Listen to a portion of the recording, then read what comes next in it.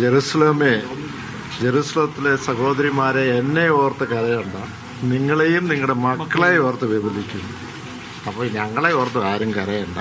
കഴിഞ്ഞ ഏതാനും വർഷങ്ങളായി ജോസ് കെ മാണി ഒരു നിലപാടെടുക്കും, അല്ലെങ്കിൽ ജോസ് കെ മാണി കഴിഞ്ഞ 6 മാസക്കാലത്തിൻ്റെ ഇടയ്ക്ക് നമുക്കറിയാം ആ കേരള കോൺഗ്രസ് എന്ത് നിലപാടെടുക്കും, എന്തായിരിക്കും ഇനി എടുക്കാൻ പോകുന്ന നിലപാട് എന്ന് പറഞ്ഞ് നിരന്തരമായ ചർച്ചകൾ നടക്കുകയാണ് അല്ലേ. എവിടെയെങ്കിലും ചർച്ച നടത്തിയിട്ടുണ്ടോ? ഇല്ല. പക്ഷെ ഒരു കാര്യം വളരെ വ്യക്തമാണ്. ഇപ്പോൾ ഈ ചർച്ച വന്നത് എന്തിനാണ്? ഞാൻ ദുബായിലുള്ള എൻ്റെ ഒരു സുഹൃത്തിനെ, എൻ്റെ പിതാവിൻ്റെ ഏറ്റവും അടുത്ത സുഹൃത്ത് ICUവിൽ ക്രിട്ടിക്കലായിട്ട് കിടക്കുന്നു. അദ്ദേഹത്തിനെ കാണാൻ ഞാൻ എൻ്റെ കുടുംബവുമായിട്ട് അവിടെ പോയി. അപ്പോൾ ഈ പറയുന്ന ഇടതുപക്ഷത്തിൻ്റെ ആ ചടങ്ങിൽ എനിക്ക് പങ്കെടുക്കാൻ കഴിഞ്ഞില്ല. അങ്ങനെ വരുമ്പോൾ ഉത്തരവാദിത്തപ്പെട്ട ആളുകളെ ഞാനത് അറിയിക്കുകയും മുഖ്യമന്ത്രിയെ ഞാൻ അറിയിക്കുകയും ചെയ്തു. മാത്രമല്ല 5 കേരള കോൺഗ്രസ് പാർട്ടിയുടെ 5 MLA-മാരും അവിടെ പോവുകയുണ്ടായി. അവിടെ പോയി അതിൽ പങ്കെടുത്തു. മുഴുവൻ MLA-മാരും പങ്കെടുത്തു. അപ്പോൾ ഞാൻ എവിടെയെങ്കിലും അങ്ങനെ പോകുമ്പോൾ അത് മുഴുവൻ മാധ്യമങ്ങളെ അറിയിച്ചെങ്കിൽ പബ്ലിക്കെ അറിയിച്ച് പോകണമെന്ന് അതെനിക്ക് സാധിക്കുന്നതല്ല. അപ്പോൾ ഒരു കാര്യം വളരെ വ്യക്തമാണ്, അതിനകത്ത് കേരള കോൺഗ്രസ് എവിടെയുണ്ടോ അവിടെ ഭരണം ഉണ്ടാവും എന്നുള്ളതിന് വളരെ വ്യക്തമാണ് അല്ലേ. അത് തീർച്ചയായിട്ടും കേരള കോൺഗ്രസ് എടുത്ത നിലപാട് ഞാൻ എത്രയോ ഘട്ടത്തിൽ പറഞ്ഞു. കേരള കോൺഗ്രസിന് ഒറ്റ നിലപാടേ ഉള്ളൂ, ആ നിലപാട് ഇടതുപക്ഷത്തിനോടൊപ്പമാണ് എന്ന് ഞാൻ കൃത്യമായിട്ട് പറഞ്ഞിട്ടുണ്ട്. പിന്നെ എല്ലാ ദിവസവും രാവിലെ വന്ന മാധ്യമങ്ങളോട് എനിക്ക് പറയാൻ പറ്റുമോ?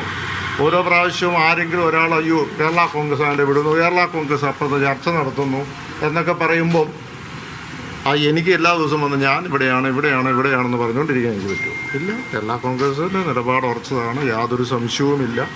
നമുക്കറിയാം, ഇപ്പോൾ ലോക്സഭ ഇലക്ഷൻ കഴിഞ്ഞപ്പോൾ 110 സീറ്റുകളിൽ ഭൂരിപക്ഷം UDF-നുണ്ടായിരുന്നു.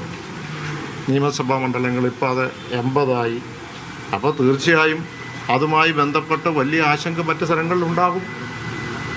അപ്പോൾ അതുകൊണ്ട് ഞങ്ങളെങ്ങാണ്ട് അങ്ങോട്ട് മാറി ഇങ്ങോട്ട് മാറി എന്നുള്ള ചർച്ചയ്ക്ക് എന്താണ് പ്രസക്തി? ഒരു പ്രസക്തിയില്ല. കഴിഞ്ഞ 2 മുന്നണി യോഗങ്ങളും ആര് പറഞ്ഞു? മുന്നണി യോഗത്തിൽ ആരെങ്കിലും കേരള കോൺഗ്രസ് റെപ്രസെൻറ്റേറ്റീവ് വേണമെന്നുള്ളതാണ്. എല്ലാ മുന്നണി യോഗത്തിൽ ഞാൻ പങ്കെടുത്തിട്ടുണ്ടോ? പാർലമെൻ്റ് ഉള്ളപ്പോൾ ഞാൻ പങ്കെടുത്തിട്ടില്ലല്ലോ. അവിടെ സ്റ്റീഫൻ ജോർജ് ഉണ്ടായിരുന്നല്ലോ, അവിടെ ഞങ്ങളുടെ ആൾക്കാരുണ്ടായിരുന്നല്ലോ, അതുമായിട്ട് ചർച്ചകൾ നടത്തിയിട്ടുണ്ടല്ലോ. ഈ നിയമസഭ ഈ ത്രിതല പഞ്ചായത്ത് തെരഞ്ഞെടുപ്പുമായി ബന്ധപ്പെട്ടുള്ള അന്നത്തെ റിസൾട്ട് വന്നതിന് ശേഷം ആദ്യത്തെ LDF യോഗത്തിലും അവിടെ വിലയിരുത്തുകയും നമ്മുടെ നിലപാടുകളും എന്താണ് ഉണ്ടായതും ഒക്കെ ഞങ്ങൾ ചർച്ച ചെയ്തിട്ടുണ്ട്.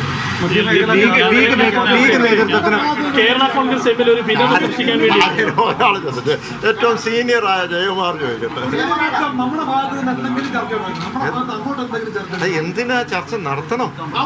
അല്ല, ഞാൻ പറഞ്ഞ അവിടുന്ന് ഇങ്ങോട്ട് ചർച്ച ചെയ്തത് എപ്പോഴും അവിടുന്ന് പല സ്ഥലങ്ങളിൽ നിന്നുള്ള ഒരു കോൾ വരുന്നുണ്ടല്ലോ എന്ന് പറഞ്ഞാൽ എല്ലാ സ്ഥലത്തിനും വരണം എന്ന് പലരും പറയുന്നുണ്ടല്ലോ.